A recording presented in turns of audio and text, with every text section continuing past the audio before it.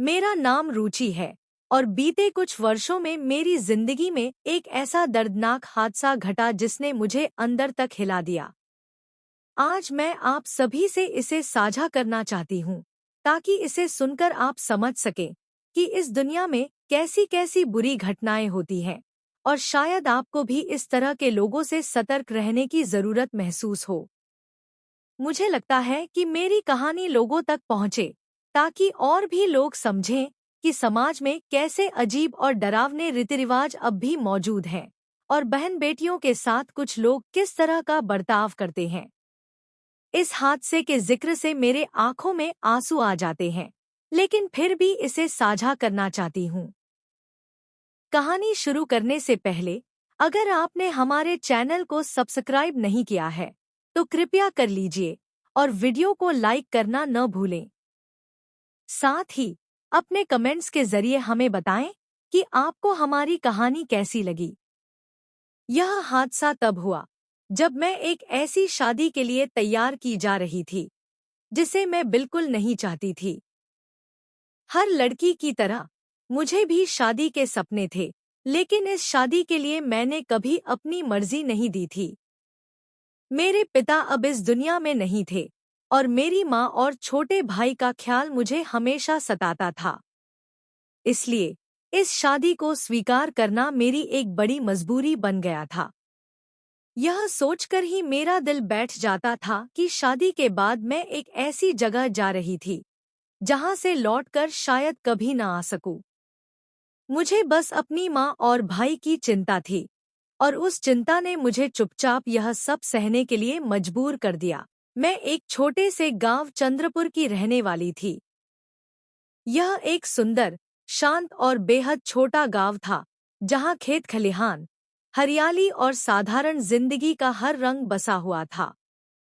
लेकिन गांव में कोई अस्पताल, स्कूल या पुलिस स्टेशन जैसी सुविधाएं नहीं थी। हमारा गांव इतना अलग-थलग था कि बाहरी दुनिया के लोग हमारे बारे में ज्यादा कुछ जानते नहीं थे और हमारे सरपंच जी भी यही चाहते थे कि हमारे गांव की शांति और सादगी में कोई बाहरी हस्तक्षेप न हो। एक बार एक बड़ी कंपनी का मालिक आया था जो यहाँ की जमीन खरीदना चाहता था, लेकिन सरपंच जी और गांव वालों ने मिलकर उसे साफ इनकार कर दिया। हमें अपने गांव की शांति प्यारी थी और किसी भी कीमत पर इसे खोना नहीं चाहते थे। मेरी जिंदगी मेहनत मजदूरी में गुजरती थी। मैं खेतों में काम करती और घर के बाकी काम संभालती। माँ बीमार और कमजोर थी और मेरे छोटे भाई की उम्र केवल 12 साल थी। इसलिए मैं चाहती थी कि उनकी देखभाल करूं।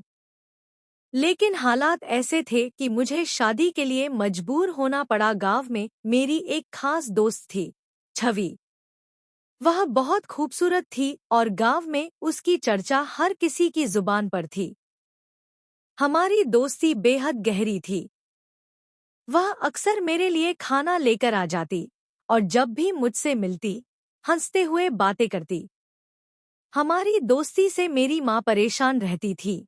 उन्हें लगता था कि छवि की सुंदरता की वजह से गांव के लड़के उसके आसपास रहते हैं और वह मुझे किसी मुसीबत में डाल सकती है। लेकिन मेरी नज़र में वह दिल की अच्छी थी। एक दिन छवि ने मुझे बताया कि उसका रिश्ता शहर के एक लड़के से तय हो गया है।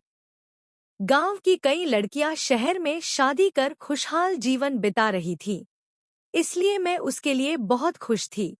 लेकिन इसी खुशी के बीच मेरे सामने एक और अजीब घटना घटने वाली थी। उस रात मैं बहुत थकी हुई थी। जैसे ही सोने के लिए लेटी, मेरी माँ की कराहने की आवाज सुनाई दी। माँ को तेज बुखार हो गया था और यह देखकर मैं तुरंत उठी और वैद्य जी से दवा लाने के लिए निकल पड़ी। रात का अंधेरा घना था और गांव की चौपाल पर पहुंचते ही मेरी नजर एक बेहद डरावने कुत्ते पर पड़ी। उसकी लाल लाल आंखें अंधेरे में चमक रही थी और उसके खतरनाक दांत देखकर मेरा कलेजा कांप उठा। वह रात और इसके बाद की घटनाएं मेरी जिंदगी को हमेशा के लिए बदलने वाली थी। यह कुत्ता कुछ अजीब था, जैसे किसी अनजान जगह से आया हो। उसे देखकर लगा कि वह खतरनाक है और अगर किसी पर झपट पड़े तो शायद जानलेवा साबित हो सकता है। वह इधर-उधर घूम रहा था और मैं छुपकर उसके जाने का इंतजार करने लगी। मुझे जल्दी थी क्योंकि माँ की दवाई लेकर घर लौटना था, पर कुत्ता रास्ते से हटने का नाम ही नहीं ले रहा था। जब गांव के कुछ लोग जागने लगे तो उन्होंने भी उसे देखा और डर गए। डर के मारे लोगों ने उस पर हमला कर दिया, जबकि वह किसी को नुकसान नहीं पहुंचा रहा था। कुछ देर बाद उन्होंने उसे बुरी तरह से घायल कर दिया। जब सभी वहां से चले गए, तो मैंने उस कुत्ते के पास जाकर अपने दुपट्टे से उसके घावों को साफ किया और उसे बांध दिया। वह दर्द से कराह रहा था और मेरी ओर देख रहा था। मुझे माँ की दवाई लाने की जल्दी थी, इसलिए उसे उसी हालत में छोड़कर मैं वैद्य जी के घर चली गई। जब घर वापस आई तो माँ ने मेरी देरी का कारण पूछा और मैंने कुत्ते के बारे में बताया। माँ ने चिंता जताई और कहा कि मुझे उसके करीब नहीं जाना चाहिए था।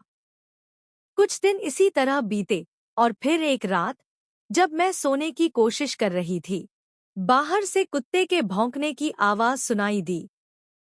दरवाजा खोलकर देखा तो वही कुत्ता था, पर अब पहले से बेहतर हालत में दिख रहा था। शायद वह मुझसे कुछ कहना चाह रहा था, जैसे मुझे किसी और ले जाने का इशारा कर रहा हो। मैं थोड़ी डरी, लेकिन फिर उसके लिए कुछ खाना रख दिया। उसने खाना खा लिया पर भौंकना नहीं छोड़ा और मेरे कपड़े पकड़ने की कोशिश करने लगा, जैसे कहीं ले जाना चाहता हो। मैं समझ नहीं पा रही थी, इसलिए घर के अंदर लौट आई। अगले दिन जब गांव वालों ने मेरे हाथ पर कुत्ते के नाखूनों के निशान देखे तो बातें बनाने लगे। उनमें से एक ने कहा, यह कुत्ता रोज रात को इसी के घर के पास क्यों आता है? सभी परेशान थे क्योंकि वह कुत्ता गांव में अराजकता फैला रहा था। कुछ लोग उसे मारने का प्रयास कर चुके थे, लेकिन अब वह गांव के लोगों से सतर्क हो गया था और अक्सर हमला कर देता था। जल्द ही गांव के सरपंच ने पंचायत बुलाई। गांव के लोग परेशान थे और मेरी ओर शक की नजर से देख रहे थे।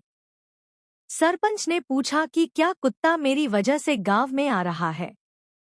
मैंने साफ साफ कहा कि मुझे भी कुत्ते से डर लगता है और मैं नहीं जानती कि वह मेरे पीछे क्यों लगा है। सरपंच ने मेरी बात मान ली पर यह स्पष्ट करने का निर्णय लिया कि कुत्ते का गांव में आना मेरी वजह से तो नहीं है। कुछ दिन तक गांव के कुछ लोग मेरे घर की निगरानी करने लगे। उन्होंने देखा कि कुत्ता हर रात मेरे दरवाजे पर आकर भौंकता है और जैसे ही मैं बाहर जाती, शांत हो जाता। अब इस बात की पुष्टि हो गई थी कि वह किसी तरह मुझसे जुड़ा है। एक दिन सरपंच ने फिर से पंचायत बुलाई और सभी को एकत्र किया। पंचायत में सबने यही कहा कि कुत्ते के साथ मुझे ही गांव छोड़ देना चाहिए ताकि गांव को उससे निजात मिल सके। मेरी दोस्त छवि ने भी एक सुझाव दिया, अगर कुत्ता इस लड़की के पीछे पीछे आता है, तो क्यों न इसे उसके साथ भेज दिया जाए। इस सुझाव ने मुझे हैरान कर दिया। मैंने छवि से सवाल किया कि उसने ऐसा क्यों किया, तो उसने एक चौंकाने वाला सच बताया, वह मुझसे जलन महसूस करती थी। उसने कहा कि गांव के एक युवक की मां मुझसे रिश्ता जोड़ना चाहती थी और छवि नहीं चाहती थी कि वह युवक मुझसे शादी करे। इसलिए उसने यह चाल चली ताकि मेरा रिश्ता वहां न हो सके। गांव वाले भी सहमत हो गए कि अगर कुत्ता मुझसे जुड़ा है तो मुझे उसके साथ ही गांव छोड़ देना चाहिए। मेरी मां ने खूब विरोध किया, पर किसी ने नहीं सुनी। अब गांव में दहशत के साए तले एक पुरानी प्रथा को दोहराने की बातें होने लगी थी। उस दिन गांव वालों के बीच एक अजीब सा सन्नाटा था। हर कोई सिर झुकाए बैठा था, जैसे किसी बड़े अपराध का बोझ उन पर आ गया हो। मेरा सामना होते ही उनकी नजरें झुक गईं और उनके चेहरों पर शर्मिंदगी साफ झलक रही थी।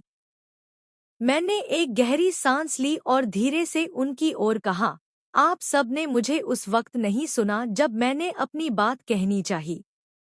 आपने बिना कुछ समझे बिना किसी ठोस वजह के मेरे जीवन को दांव पर लगा दिया। अगर उस कुत्ते ने मुझे यहाँ लाने का फैसला न किया होता, अगर राज मेरे जीवन में न आते, तो शायद आज मैं आपके सामने इस तरह न खड़ी होती। मेरे पास कहने को बहुत कुछ था, पर मैंने खुद को संभाला और धीरे से गांव वालों को बताया, जिस बिजनेसमैन के पास आप अपनी परेशानी लेकर आए, वो मेरे ससुर हैं। उनके साथ मिलकर मैंने तय किया कि आपके गांव की जरूरतों को पूरा किया जाएगा। पानी, बिजली, स्कूल, अस्पताल, ये सब अब आपके गांव में उपलब्ध होंगे। गांव वाले अपने घुटनों पर हाथ रखकर एक दूसरे का मुंह ताकने लगे। किसी के चेहरे पर राहत थी तो किसी के चेहरे पर अपराध बोध। मेरी माँ और भाई को देखकर मेरे अंदर की सारी पीड़ा उमड़ पड़ी। मैं उन्हें कसकर गले से लगा लिया।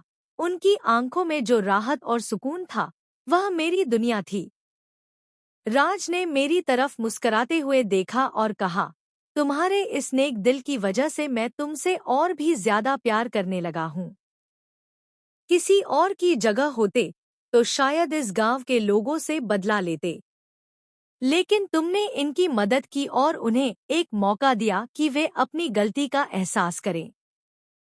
वीरू वहीं खड़ा था, उसकी वफादार आंखें हमें देख रही थी। मैंने उसे भी अपने पास बुलाया और उसके सिर पर हाथ फेरते हुए कहा, तुमने मुझे बचाया, अपने मालिक के लिए मुझे यहाँ तक लाए। तुमने जो किया वह हर किसी के बस की बात नहीं होती। उस दिन गांव वालों को मैंने माफ कर दिया। मैंने उनसे कहा, यहाँ शिक्षा का अभाव है, सुविधाओं का अभाव है, लेकिन आप सभी के लिए यह अवसर है कि आप इस बदलाव का हिस्सा बने, इसे आगे बढ़ाएं। भविष्य में किसी अन्य के साथ ऐसा अन्याय न हो। गांव वालों ने हाथ जोड़कर मुझसे माफी मांगी और कहा कि वे कभी इस बात को नहीं भूलेंगे कि मैं और मेरा परिवार उनकी मदद के लिए आगे आए। उस दिन गांव में एक नई शुरुआत हुई। बदलाव की शुरुआत सिर्फ एक इंसान से होती है, लेकिन वह बदलाव दूसरों तक पहुंचकर एक नई कहानी लिख सकता है। अब मैं अपने पति राज के साथ इस नई दुनिया में खुश थी। वीरू ने उस रात मुझे बचाने की जिम्मेदारी ली थी और अब वह हमारे परिवार का अभिन्न हिस्सा था। मेरी कहानी में उस समय गांव के लोगों का व्यवहार मेरे प्रति बेहद निंदनीय था। वो लोग जो शायद मेरी जगह अपनी बेटी को पाते तो ऐसी शर्मिंदगी का सामना नहीं कर पाते। लेकिन समय के साथ मेरी जिंदगी बदल गई। राज और उसके परिवार ने मुझे इतना प्यार दिया कि मैं अपनी पुरानी जिंदगी के दर्द को धीरे धीरे भूलने लगी। उसके पापा ने हमेशा मेरी जरूरतों का ख्याल रखा और हर बात में मेरा साथ दिया। कभी कभी ऐसा महसूस होता है कि कुछ लोग, जो जन्म से हमारे अपने नहीं होते, वक्त के साथ असली अपने बन जाते हैं। जिन गांव वालों को मैं अपने मानती थी, वही मेरे साथ कठोर हो गए थे, पर अब उनके मन में पश्चाताप था। उन्होंने समझ लिया था कि महिलाओं के साथ इस तरह का व्यवहार कभी नहीं होना चाहिए।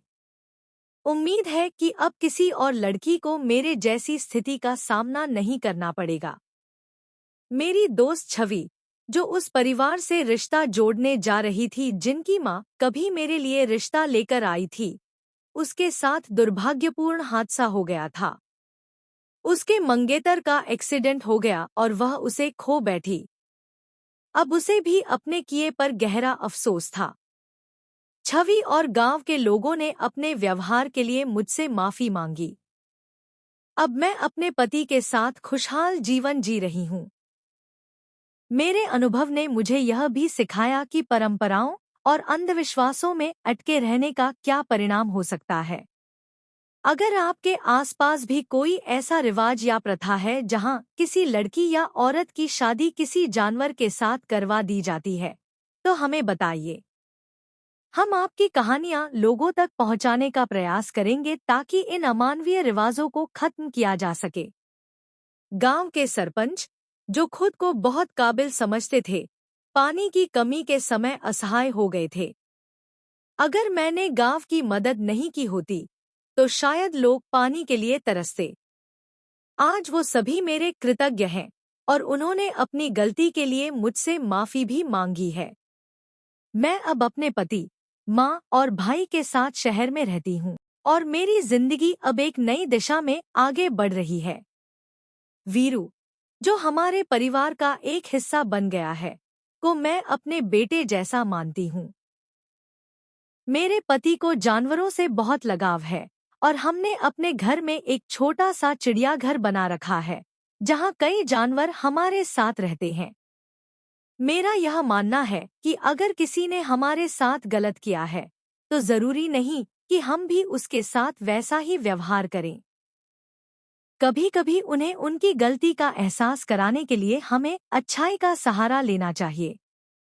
उम्मीद है कि मेरी कहानी आपको प्रेरित करेगी। अगर यह कहानी पसंद आई हो, तो वीडियो को लाइक करें, चैनल को सब्सक्राइब करें और नोटिफिकेशन बेल दबाना न भूलें, ताकि अगली कहानी सबसे पहले आपको मिले।